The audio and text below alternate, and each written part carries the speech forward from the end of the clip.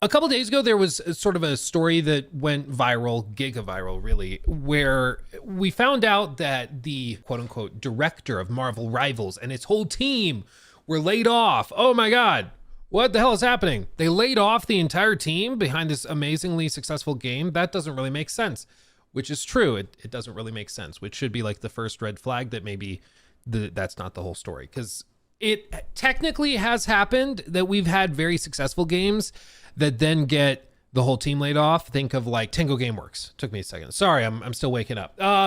So if you think of like that was a very successful game, most critically acclaimed game that Xbox had that year. And then they laid off the entire team and shut it down. It was really, really out of pocket, really bizarre. And everybody was really confused why they did that. And it still is not really clear. It seems like they basically told the team that own them, ZeniMax, and like supervise them underneath Xbox. They told ZeniMax, you got to lay off X number of people by this date. And ZeniMax was like, well, we don't really like managing a company that's in another country on the other side of the world. So we'll just call it good and we'll lay off them. Doesn't make a lot of sense to me because you're like punishing the team that made your most successful game of that year, but whatever. Critically successful game. But this doesn't seem to be one of those instances. For one, you look at the details of the report and of the LinkedIn postings that talked about this, and it basically amounts to like somebody expressing that they got laid off, which absolutely did happen. But when you dig into it, what it seems that happened is that there was, of course, there's a massive team working on Marvel Rivals. It's not just one studio, it's teams upon teams of people. And this was the team out of Seattle that was working on the game. And they were doing a lot of stuff with like level design. They were doing a lot of stuff with like game mode testing. So as you can see, this is Thaddeus.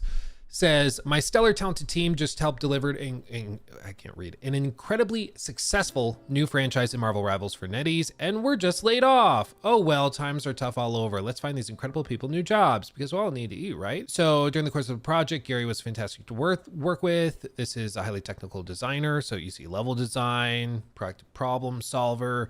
And he basically goes through and lists why you should hire Gary, and he's been trying to help the rest of his team find new roles and new jobs, which I think is great. A great thing for a leader to do, in my humble opinion.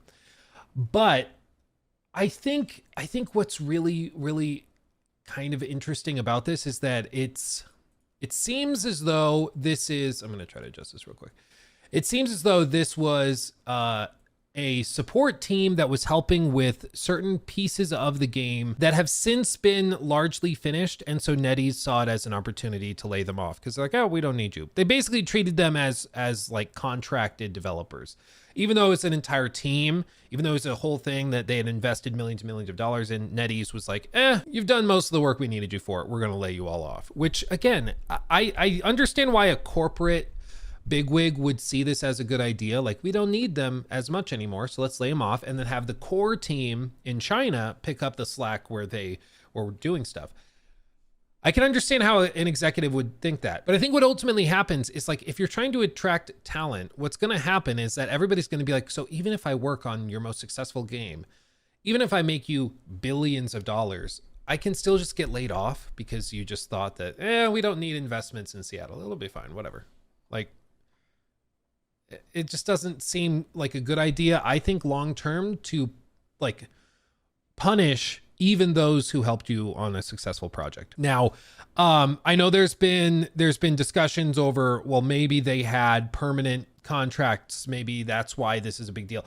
I don't think they had permanent contracts. I think what this was a team that was being used for support in the lead up to the game's launch. They launched the game, and so now they see it as an opportunity to basically lay them off and move on. Nobody's denying that they have the right to lay off the team. Of course, you run a business, you have the right to fire people and lay them off, but that doesn't mean that we have to like it. And for this, I just think it's a very bad thing to see people who work on an incredibly successful project get laid off. Of course, there's going to be some instances where somebody's work literally is not needed after the game's launch. You know, for example, there's a lot of companies that will hire contractors to do QA work before a game launches. So they're testing bugs, they're testing quest lines, making sure certain things trigger properly, even when they do crazy experimental weird maneuvers and stuff.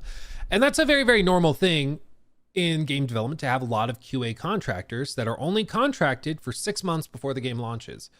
And then once the game launches, you don't need them anymore. So they either interview for new positions that are more permanent, or they just get their contract terminated and it expires and they move on.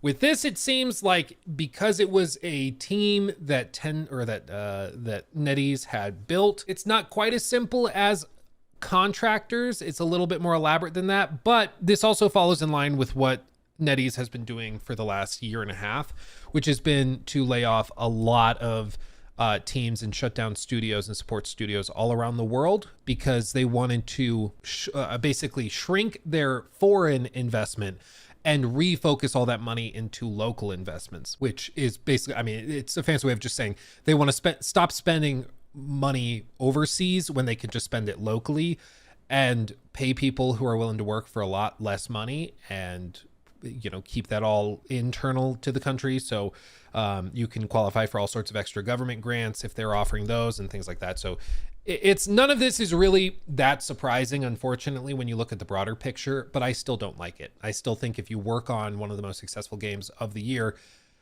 I think it's really sucky to fire those people within, what is it, 2 months? I think it launched like 2 months ago. That sucks. That sucks. So it's not like anything's going to happen to Marvel Rivals. The core team over in China is still working on the game. They still have a ton of stuff coming for the game. So nothing's really going to change.